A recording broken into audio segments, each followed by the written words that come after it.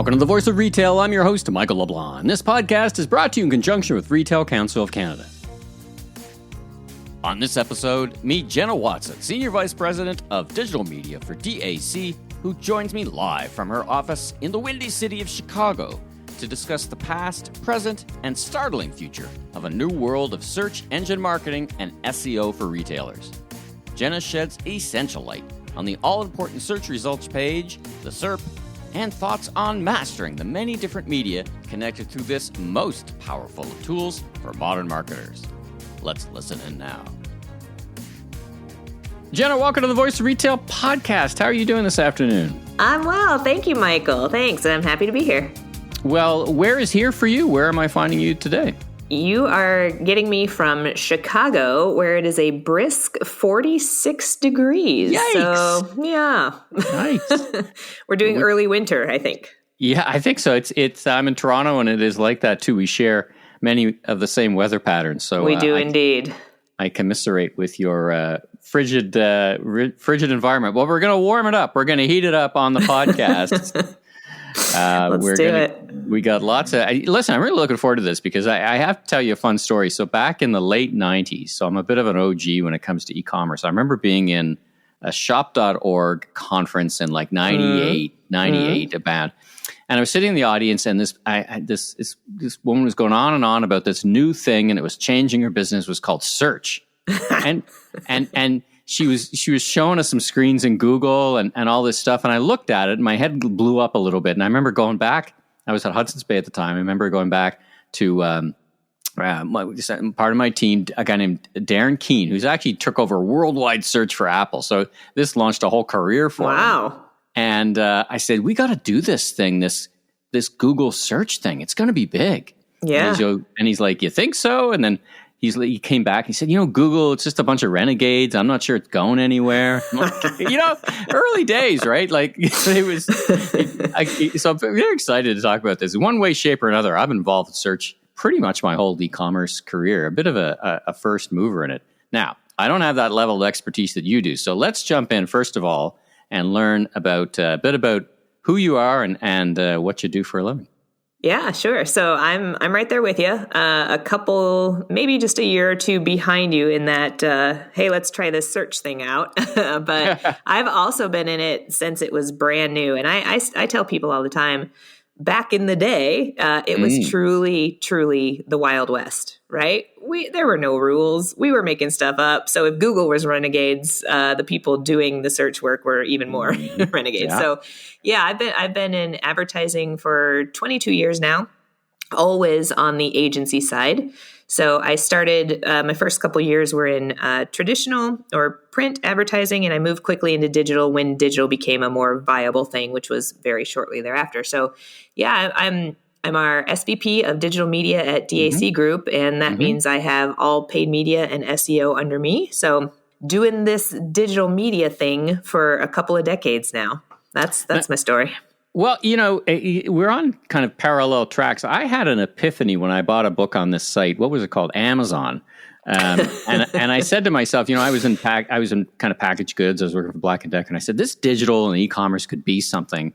And then I took a gig with Levi's to get into it. What was your epiphany that moved you from kind of mass media and print into digital? Because it wasn't, it's funny to look back now as in, yeah, of course you do that, but it wasn't so certain back then. So what was it that kind of pivoted you into the digital world out of the traditional world? It was completely uncertain. And honestly, what it was, so I was a young buck, eager to learn new things. But in this print agency, we were placing advertisements in various print publications, and some of those publications had websites. And some of those publications that had websites were like, hey, I think we can put this thing called a display banner up here on the top of my webpage. Would you like to do that? And we're like, yes. As long as I can use Flash to do it. Right. And so it really was that. It really was stepping into it in the most minuscule of paces. And then just all of a sudden, right, it got the groundswell and people started understanding it, and websites proliferated and people use the internet. So right on. Yeah. So let's talk a little bit about the DAC group. Tell us a bit about scope and scale. I know it well. It's a great team, but the listeners may not be as familiar. So tell a little bit about the origin story, because that's kind of interesting too, but more contemporary, the scope and scale and what you folks spend your time on. Yeah, sure. Our origin story is kind of crazy. We just turned 50 years old, 50, this year. Yeah. And we started out as a directory advertising consultant agency, DAC, which means primarily we were placing ads in Yellow Pages. Right. So the foundational element of what we were there to do was to connect businesses with customers and prospects. And oddly enough, that hasn't really changed, nor has it changed for any marketer when you get right down to it. But we became fully digital back in the, we started our transition first in search in the late 90s, have been fully digital for probably 12 to 15 years in everything that we do. And we are now a full service digital performance marketing agency. So everything from media and SEO, which is my purview, to content, analytics, creative, website development, everything that you can think about from a digital marketing perspective, that's us. This podcast isn't typically a history lesson. We've already touched on a bit of history. In our context, I thought it might be useful to go back a little bit, because not everybody knows the evolution of search. And I think it's meaningful where it was to where it is going and where it is today, which is very different. Take us a little bit through a short history of time in terms of search. I mean, all the way back, it's funny, you were talking about banner ads. I think about the AOL network, right? They were the walled garden. They had their own format. Like, it's interesting, briefly, of course, you and I, sounds like we could spend a whole podcast talking about the history of this stuff. But briefly, from your very focused perspective, I think it's useful to kind of go through the history of how search evolved and the platforms and how they've evolved. And then we'll get right into the contemporary stuff. But how do you look at that? Well, I was just having a good laugh with some people. We were at a networking dinner last night, and the topic turned to this. And I said, it used to be so much fun to do search back in the olden days, because, even still to this day, the way Google and other engines index and find your content is to organize all the world's information. I think we've heard that somewhere before, right? But back in the day, it was essentially a digital card catalog. Right? HTTP means hypertext transfer protocol, meaning literally let me run out, grab this text-based information and HTML-based information and pull it back into my virtual card catalog. And so search was simply making yourself get found, but getting found in a much, much, much, much, much smaller pool than the internet is today. And it was very much based on textual content and HTML code.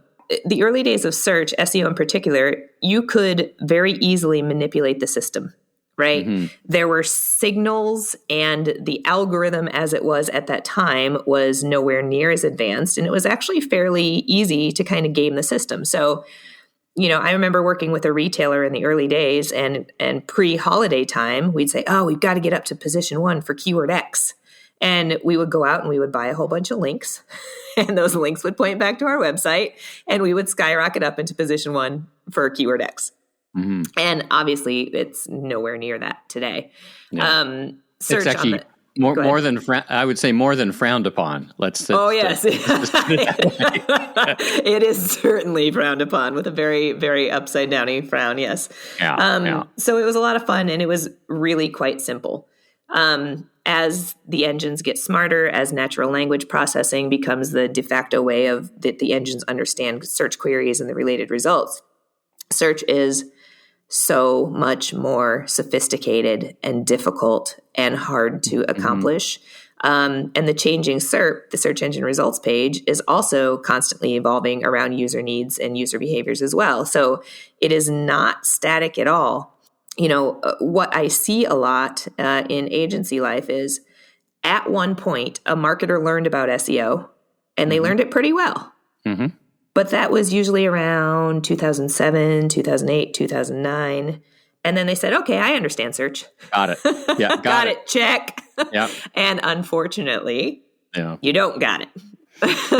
well, I love the title of you passed along a thought leadership paper, not your father's SEO, as opposed to your grandfather's, not your father's SEO. Yep.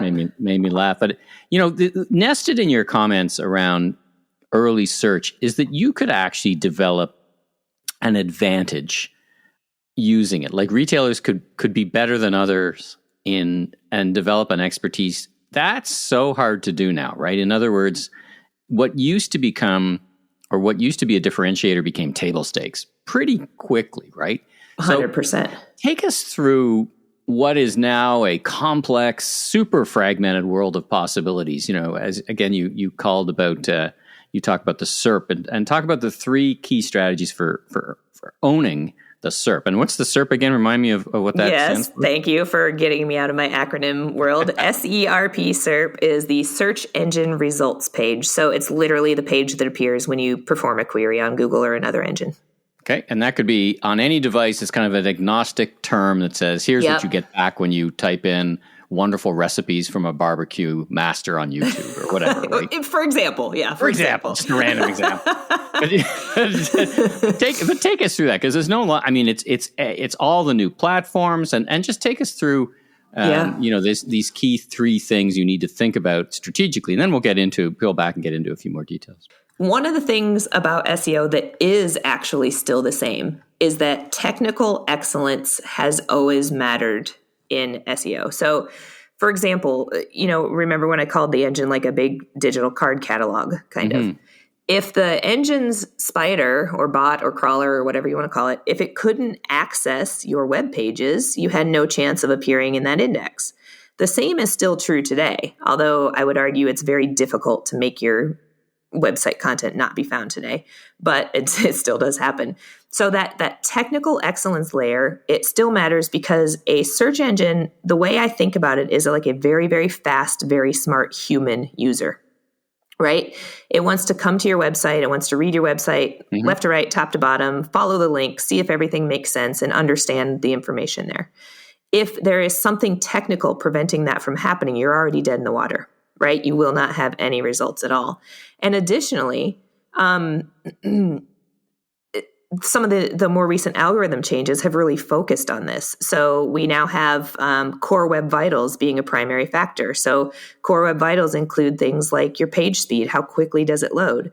Oh, yeah. Do you have, does your layout shift on your mobile device before it's done fully loading? So it's looking at these really technically focused elements and saying that matters deeply. So you still have to start there as the base foundation layer. Wow, would you call them vitals, like vital signs? It's a deeper. It's interesting because it does harken back, again, not a history lesson, but pre Google and some of the sophisticated search engines, it was a mess trying to find anything. So the way that they would index and present your results really, really mattered. How should we be thinking about that now in terms of again, from a strategic perspective, and then we'll get into the different elements. But I think you kind of had those three kind of, you got to approach it this way at a high level, even when you're explaining it to someone who's not so steeped in search. Like some of the listeners may not be search practitioners, but may want to understand better so that they can at least, ask the right questions of those who are, like you, experts. Yeah, absolutely. And I think the first step there is to think about your customer or your ideal prospect, put yourself in their shoes, and think about all the different ways that they can interact with your brand on the SERP. So for most brands, you will probably have some paid advertising. So that might include shopping ads, which are the ads generally on the top of the SERP page that feature the product image, the product name, and the price. Then you may have some regular standard paid ads underneath that, which are all keyword based and could be up to 4 individual positions for 4 marketers or 4 brands to appear there. Mm-hmm. If you have local stores or you have local service areas, a map would be likely to appear on that SERP result for you. Mm-hmm. If you have the type of content that can answer questions, FAQ style questions, it might appear in what we call position 0 or an answer box. Videos get pulled into the SERP, images get pulled into the SERP, and then standard HTML-based links off to website pages also get pulled into the SERP.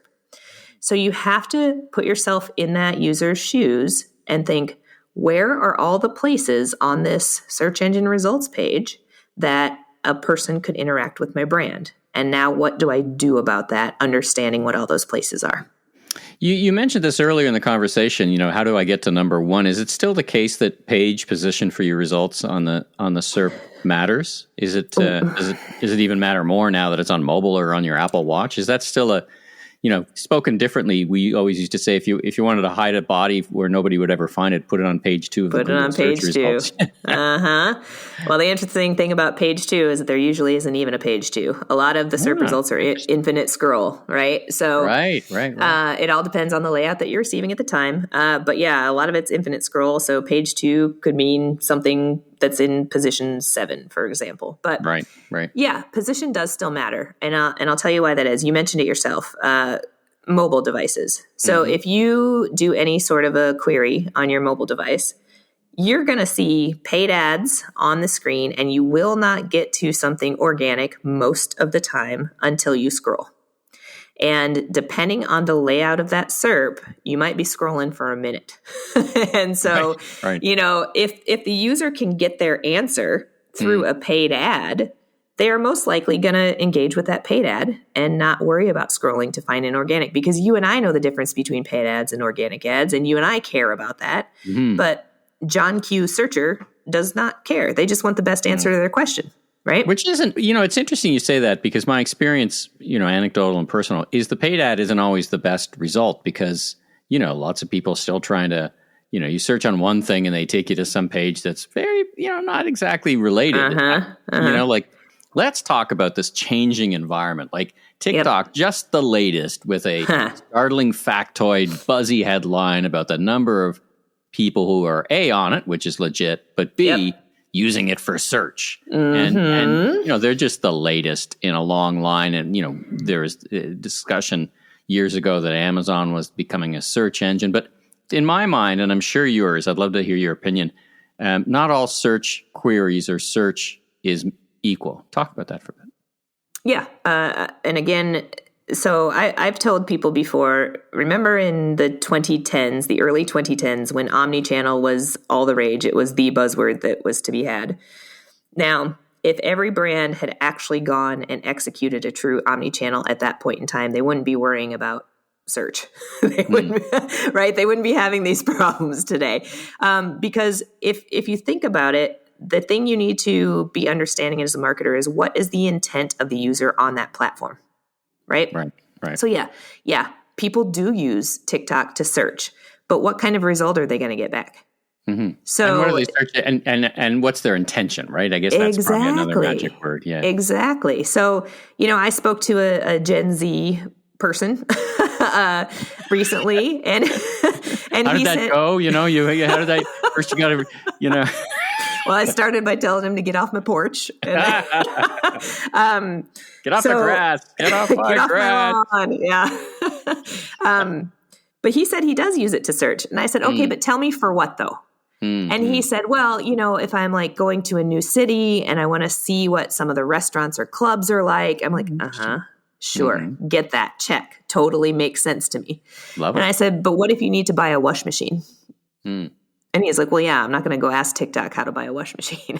So again, you have to think about the formats that are available on the platform. You get short form video on YouTube. So if it's a query that can't be effectively answered through short form video, then that's not the right place for you to put that content.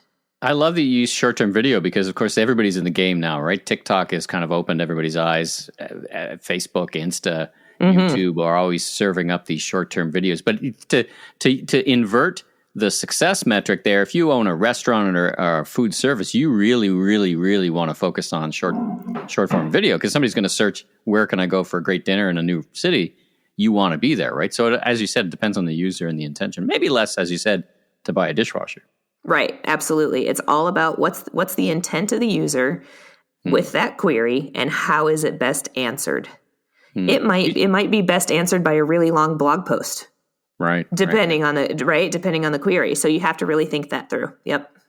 Let's turn the lens around. Actually, you guys are already very good at turning the lens around and understand the user's perspective. Like on that SERP, on that search engine results page, it's crowded, right? Oh yeah. You've got the intersection of organic and paid, and you've got visuals and stuff. Talk about what's happening there? Because again, thinking back to your thought leadership paper, which I'll put a link to if that's cool in the show notes, so people can see it for themselves. I mean, the search result page are very complex. There's images that are automatically served. There's shopping things. So walk us through that intersection, how you think about that strategically and tactically. Yeah. So, you have to go back to what Google's intent is. We're all about intent on this podcast today, but that is the name of the game.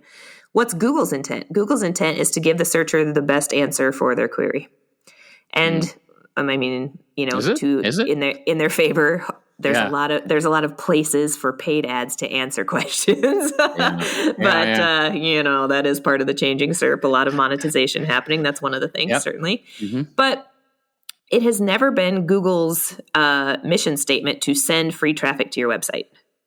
That's just what brands and marketers got used to, and that's what they think of SEO as. But for a human user who is going to Google and searching for something, they simply need the answer. So, if I'm looking for a new pair of running shoes, and generally speaking, I know what kind of shoes, I need a neutral, whatever it is. If I know those sorts of things, I can search for that and I can narrow down my query and I can see them.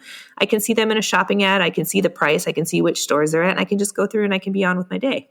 But as a user, you have the ability to interact through multiple different types of results on that page. And what Google is constantly doing is changing the SERP layout as a response to what people are interacting with. So if people are interacting with the Maps pack, then the Maps pack is going to take precedence in the layout of the SERP for those sorts of queries. If people are just doing the drop down on the people also ask, and then they're leaving Google because they got their answer, when more people search for that type of a query, it can be responded with a people also ask answer box, right? So, as a human user, you are potentially overwhelmed, but Google's entire job is to give you the best answer as quickly as possible. It's not necessarily to send you off of Google to somebody else's site. It's simply to answer your question. And so, yes, there's a lot there from the user's perspective, but you have choice. And as you continue to choose, the interesting thing about search today is that search is almost one-to-one personalized for you. Sure. Right? It's not 100%, but back in the good old days, if I went and searched for shoes in Chicago and you went and searched for shoes in Toronto and my brother in Hawaii went and searched for shoes, we'd basically see the same SERP. Today, the three of us are going to get dramatically different results based on where we are physically, what we've searched in the past, what our trends are on Google, et cetera. So yes, it is very busy and it is potentially crowded and overwhelming, but it is based on your own personal behaviors to a large extent. And so therefore, it is quite a personalized experience for the user. Interesting. All right, let's talk about trends, this level of complexity. What are you seeing in terms of working with retailers? And I'm going to ask you advice, but you've been in this game a long time. Retailers and brands sometimes bring this in-house, and then they look to agencies. I would imagine with this kind of complexity, it's pretty tough, but not impossible to do this yourself. What role do you see, and what role do you find yourself playing more often now with retailers and clients? Yeah, I definitely agree with you. There was a time when SEO largely went in-house, not for every brand, certainly, but it was one of the functions that was most easily in-housed because it was fairly well defined. Remember when everybody learned SEO and then they were like, check, I got it. Got it, yeah. Now we're kind of swinging the other way where I think people are understanding the complexities of the SERP and the complexities of search today, and they're understanding that one or two or a handful of in-house individuals can't possibly keep up with, all of the changes that are happening to the extent that an agency partner can, because A, that's our job. Our job is to stay current and to know all of these things. But B, we have the luxury of seeing many different clients in many different verticals, having many different challenges and solutions that we're finding for them. So I think a lot of marketers today are saying, this is a big, crazy world. My SEO doesn't look anything like it used to look like. Please help me. And so they are turning to agency partners for that. In some cases, we're doing kind of the technical pieces and they're writing the content. In others, we're doing the whole thing, soup to nuts. We're writing content, we're creating videos, we're doing all of that. So it really depends on who they've got in-house and the skill set that is available to them there. Right on. And in my experience, the opportunities they can afford people, like you can always hire someone who's really good, but keeping them on a single brand is a bit of a challenge, right? Because where do you go? Yeah. Where do you go next, and all that stuff? And I imagine that's got even more so more prominent in the thinking of trying to find talent, right? I mean, I'm sure you guys, like everybody else, work hard to find not just any talent, but the right talent. Absolutely. In this. All right. So advice time. Last question for you, and I'm going to frame it in 2 starts and 1 stop. 2 things the listeners should start doing or thinking about when it comes to SEO and search, and 1 thing they should stop doing. Start number 1 is to go out and educate yourself on all of the things that are changing and how dramatically and quickly they are changing. So if you are a brand and you do have an SEO person or team in-house, set a meeting with them. Have a little education session with them. Hear them out. Because all the things that are going on now are not the same things that you learned before. And it behooves marketers to understand that SEO is a much different beast than it was even just a couple of years ago. So that's start number 1. Start number 2 would be go look at your data, understand your trends, learn what you can about all the different ways that your customers and your prospects have interacted with you in the past. There is a treasure trove of first-party data available to you from search that shows, where did people come in? Was it a homepage query? Was it a branded query? If you have the map, if you're doing, Google Business Profile, you can see what sorts of keywords did people find you? Was it brand? Was it non-brand? Did they look for directions? You have a ton of information there that can actually help you inform your next steps and where you should start to focus, because you have to do the technical elements, but it's really about content, because content is how people get answers. So you need to be constantly making that content, and that content, you already have an amazing base of data, and a lot of people just let it kind of sit there. So I would say start digging through your data. Look at what you already know about your customers and your prospects and use that to inform your next steps. What's the most common thing you would advise folks listening, to not do? We have to stop thinking about SEO as an individual siloed channel that will continue to bring you free traffic to your website in the same percentage growth that it has every year so far. Mm-hmm. Well, listen, it's been a great discussion. How do you get in touch? Are you a LinkedIn person? What's the best way to get in touch with you and the team? I am a LinkedIn person personally. You can find me there, but our website, dacgroup.com, has the ability to contact us, and that'll go and get pushed through to the right people depending on which market you're in as well. So might just be easiest to visit us on the website, but if you're interested in me particularly, I'm on LinkedIn, and you can find me there.